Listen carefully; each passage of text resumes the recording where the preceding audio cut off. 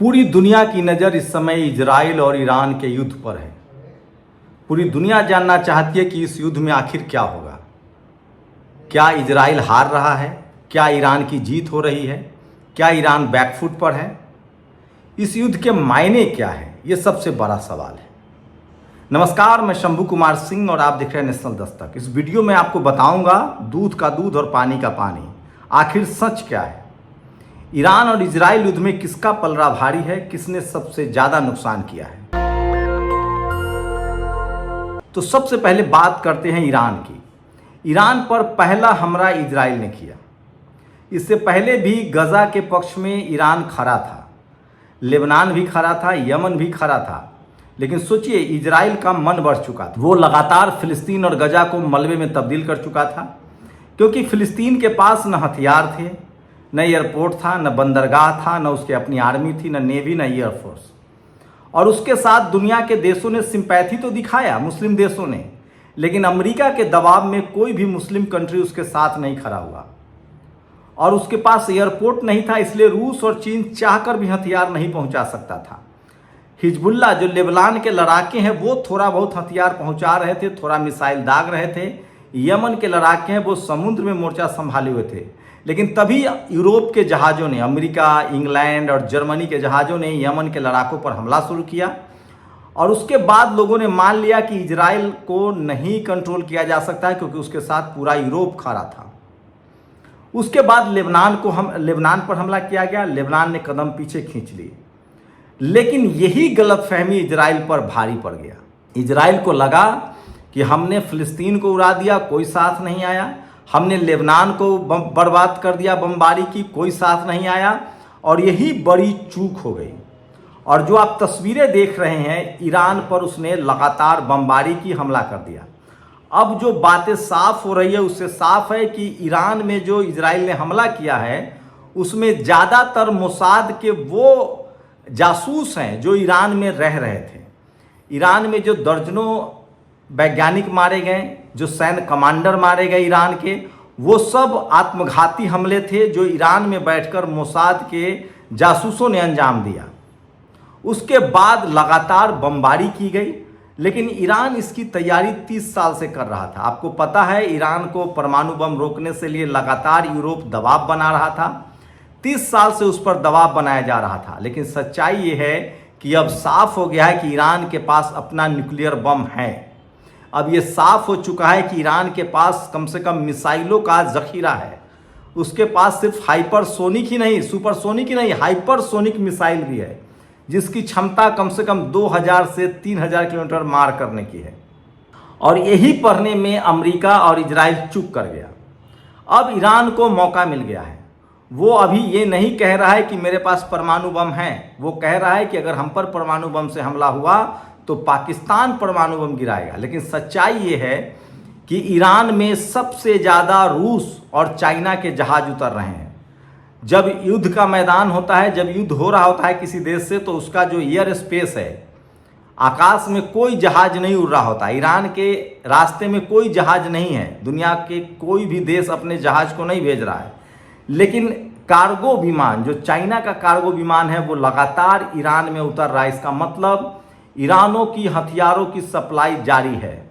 चीन ने खुद कहा है कि इस युद्ध में इजराइल ने खासकर एशिया में शांति को भंग कर दिया। इसका मतलब वो ईरान के साथ मजबूती से खड़ा है। रूस ने बाकायदा दस्तखत कर दिए हैं कि हम 20 साल तक ईरान की सुरक्षा की गारंटी लेते हैं। अगर सामरिक दृष्टि से देखें तो रूस और चीन का जब दोनों मिल जाते हैं, तो वो अमेरिका से ज़्यादा तो नहीं तो कम भी नहीं, वो अमेरिका के आसपास पहुंचते हैं। खबर ये भी आ रही कि ईरान ने F-35 जो फाइटर प्लेन है अमेरिका का, उसको मार गिराया है। अभी आपने देखा था कैसे केरल में अमेरिका का F-35 फ्यूलिंग के लिए उतरा था। तो ईरान पर बमबारी हो रही है, ये सच है। लेकिन इजराइल को अंदाजा नहीं था कि ईरान इतना भयानक पलटवार करेगा। ईरान ने हाफिया बंदरगाह को पूरी तरह से खाक कर दिया है, जहां अडानी का भी पैसा लगा हुआ है। यही नहीं, ईरान के मिसाइलों की पहुंच राजधानी तेल अवीव तक है। अब किसी देश की राजधानी में किसी देश का मिसाइल पहुंचने लगे तो आप अंदाज़ा लगा सकते हैं कि युद्ध कितना भयावह है। अब सबसे बड़ी बात, ईरान के रक्षा मंत्री ने कहा है, ईरान के जो डिफेंस के जो बड़े अधिकारी उन्होंने कहा है कि हम इस युद्ध को अब ऐसे समाप्त नहीं कर सकते हैं। इस युद्ध के बहाने हम कम से कम 50 साल तक ईरान की सुरक्षा को पुख्ता करेंगे।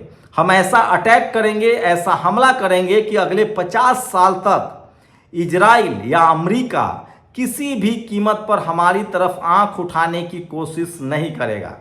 इसी भी अब मुस्लिम देशों को भी मौका मिल गया है और ईरान के खिलाफ जो मुस्लिम देश अमेरिका के डर से उसके साथ खड़े थे, उनको भी अंदाजा हो गया कि ऐसा नहीं है कि इजराइल को नहीं हराया जा सकता है। और ईरान ने जो मिसाइल की अपनी ताकत दिखाई है, जिस तरह से उसके पास एयरपोर्ट है, रूस और चाइना ने जिस तरह से हथियारों की डिलीवरी दी है, इससे मुस्लिम देशों को अब लग गया है कि हम अब अमेरिका के बगैर भी मिडिल ईस्ट में और एशिया में सर्वाइव कर सकते हैं। और इसीलिए उन्होंने आंखें तरेरनी शुरू कर दी है। सऊदी अरब के प्रिंस क्राउन ने कहा है कि हम किसी भी कीमत पर ईरान को हारते हुए नहीं देख सकते हैं।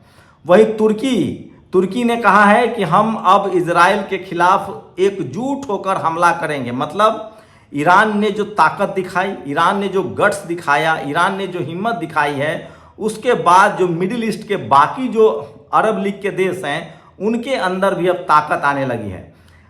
ईरान के इस ताकत के पीछे दरअसल चीन और रूस भी है और साथ में उसके 30 साल की मेहनत भी है। अभी जब मैं ये बात आपको बता रहा हूं तो सिर्फ आपके स्क्रीन पर मिसाइलें चल रही होंगी, मिसाइलों की तस्वीर आप देख रहे होंगे।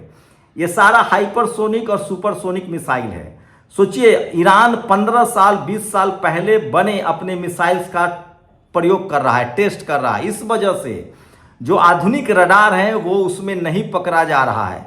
उसके बाद 6 लेयर पर आयरन डोम रडार प्लस इजराइल जो है वो अमेरिका की मदद ले रहा है, वो जर्मनी की मदद ले रहा है, फ्रांस की मदद ले रहा है, इंग्लैंड की मदद ले रहा है और यूएस की मदद ले रहा है। और सारे जो रडार हैं, जो फाइटर प्लेन्स को पकड़ते हैं, जो मिसाइल्स को क्रैक करते हैं, उसके बावजूद भी ईरान के मिसाइल्स जो हैं वो तेल अवीव पर, राजधानी पर, हाफिया जैसे और गिलगिट जैसे शहरों में गिर रहे हैं। इसका मतलब है कि ईरान जो है वो मुस्तैदी से इस युद्ध को लड़ा। वहीं रूस इसमें अपना फायदा देख रहा है। रूस लगातार दबाव बनाएगा कि यूक्रेन को यूरोप हथियारों की सप्लाई बंद करे, अमेरिका की सप्लाई बंद करे, ताकि वो यूक्रेन को जीत सके। तो रूस की पॉलिसी होगी कि वो दबाव बनाए अमेरिका पर और यूरोप पर कि अगर आपने यूक्रेन को हथियार देना बंद नहीं किया तो हम लगातार ईरान की मदद करते रहेंगे। ये टैक्टिस, ये पॉलिसी, ये नीति रूस की तब भी थी जब फिलिस्तीन पर हमला हो रहा था। कुछ न कुछ हथियार मुहैया तब भी रूस हमास को और फिलिस्तीन को करवा रहा था। लेकिन अब रूस के हाथ में बड़ा गेम है, बड़ी बाजी लगी है। वो चाहेगा कि यूरोप और अमेरिका जो है वो हथियारों की सप्लाई बंद करे यूक्रेन का, तब जाकर रूस कहीं ना कहीं ईरान से पीछे हटेगा। लेकिन चाइना का एक अपना बड़ा स्वार्थ है। चाइना दरअसल अमेरिका से आगे जाना चाहता है। अमेरिका हथियारों को बेचने में, जिसमें इजराइल जो है उसका ब्रोकर है, दलाल है, नंबर 1 पर है बढ़त बनाए हुए, और इसलिए उसकी 32 ट्रिलियन की इकॉनमी है। अभी भी 25 ट्रिलियन की इकॉनमी के आसपास चाइना की इकॉनमी है। और अगर चाइना को आगे जाना है तो हथियारों का उसे बड़ा डीलर बनना होगा। और हथियारों का डीलर वो तभी बन सकता है जब उसके हथियारों की विश्वसनीयता बढ़ेगी। चाइनीज माल का ऐसे भी दुनिया के मार्केट में विश्वास कम रहा है, लेकिन जितना ज़्यादा ईरान सफल होगा उतना ज़्यादा दुनिया को पता है कि ईरान के पास हथियारों की सप्लाई चाइना की तरफ से हो रहा है। तो चाइना का अपना स्वार्थ है। जितना ज़्यादा लंबा युद्ध चलेगा, ईरान जितनी मजबूती से लड़ेगा, चाइनीज हथियारों का उतना बड़ा मार्केट आगे बढ़ेगा। और यूरोप, खासकर जर्मनी, फ्रांस, इटली और अमेरिका का जो कब्जा है हथियार मार्केट पर, उसको चीन जो है वो तोड़ना चाहता है। ऐसे में रूस और चीन के हाथ में दोनों लड्डू हैं और वो नहीं चाहेंगे कि ईरान इस युद्ध से पीछे कदम खींचे। इसका मतलब है कि इजराइल की बर्बादी देर सवेर अब तय है। रही बात अमेरिका की, तो अमेरिका बहुत ही चालाक देश है। एक तो वो ऐसे किसी देश से नहीं युद्ध करता है जिसके पास मिसाइल्स हो जो अमेरिका तक, या अमेरिका के युद्धपोत जो समुद्र में जो उसके युद्धपोत खड़े वहां तक पहुंच सके। अमेरिका की हमेशा पॉलिसी रहती है कि दूसरे को हथियार दिया जाए, दूसरे देश को युद्ध में धकेला जाए। या वो युद्ध भी लड़ता है तो 7 समंदर पार एशिया में आकर, वो अफगानिस्तान, वियतनाम या इराक का युद्ध देखे, वो अपने पड़ोसियों से नहीं लड़ता है। यही पॉलिसी वो इसमें अपना रहा है और उसने बाकायदा मना कर दिया है इजराइल को कि हम सीधे सीधे इस युद्ध में शामिल नहीं हो सकते हैं। इसका मतलब है कि इजराइल ने एक बड़ी गलती कर दी है, अपने पैर पर कुल्हाड़ी मार ली है। और ईरान और इजराइल की अगर क्षमता की बात करें तो बहुत ज़्यादा अंतर नहीं है। हथियारों की सप्लाई की बात करें तो अमेरिका लगातार, अमेरिका, फ्रांस, जर्मनी और इटली हथियारों की सप्लाई करेगा इजराइल को, लेकिन चाइना जो है और रूस जो है वो ईरान को सप्लाई कर रहा है। जनसंख्या के लिहाज से सिर्फ 90 लाख आबादी है इजराइल की, जबकि अगर हम बात करें मिलिट्री की तो ईरान के पास मिसाइल्स भी है, मिलिट्री भी है और उसकी आबादी चाइना इजराइल से 10 गुना ज़्यादा है और यही इजराइल के लिए मुसीबत है। और अब ईरान चाहता है कि इस युद्ध को इतना लंबा खींचा जाए कि 50 साल तक कोई उस पर और हमला करने की जरूरत न करे। तो ठीक ही कहा गया है कि अगर आप लंबे समय तक शांति चाहते हैं तो आपको एक बार युद्ध में जाना पड़ता है। यही बात अब ईरान साबित कर रहा है।